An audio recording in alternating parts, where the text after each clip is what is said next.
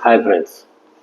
तो अभी जो हम आप लोग को बात करना है, आपसे जो बात करना है मेनली वो बात ये करना है कि एमबीबीएस जो है नेपाल से क्यों करना चाहिए और क्यों नहीं करना चाहिए।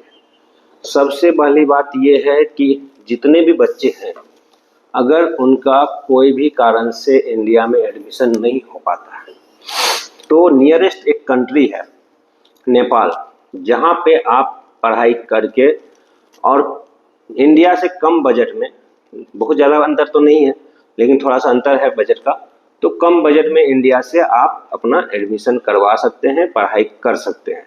ये है पूरा का पूरा सिस्टम।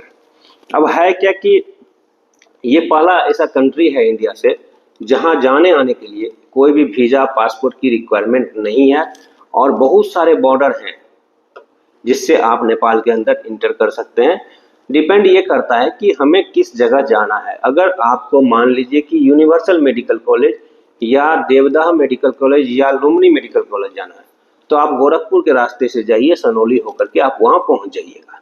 अगर आपको नेशनल मेडिकल कॉलेज जाना है तो आप रक्सौल के रास्ते जाइएगा, आप वहाँ पहुँच जाइएगा। बीरगंज में ही वो कॉलेज है।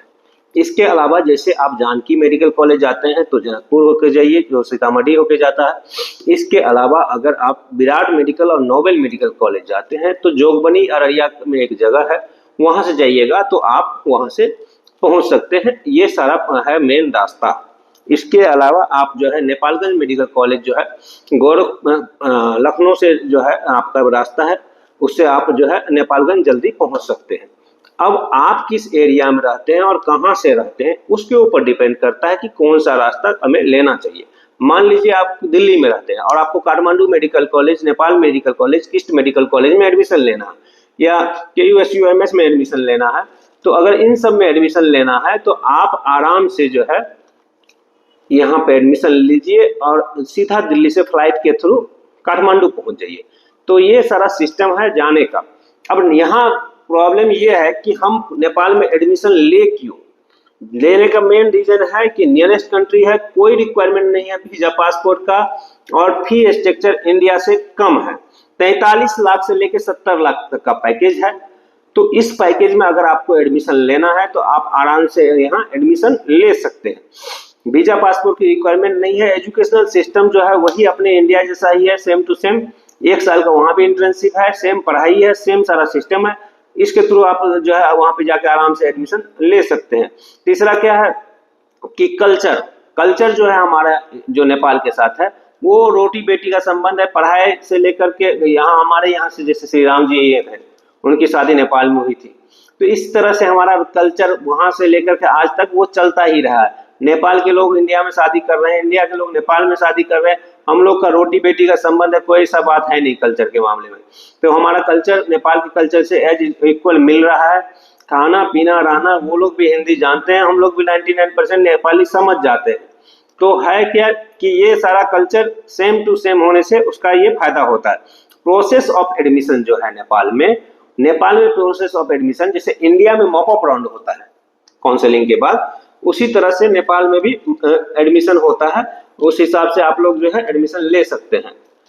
तो ये पूरा का पूरा सिस्टम है और इस सिस्टम के थ्रू आप जो है 45 लाख से लेकर के 70-72 लाख के बजट का वहाँ मैक्सिमम कॉलेज है।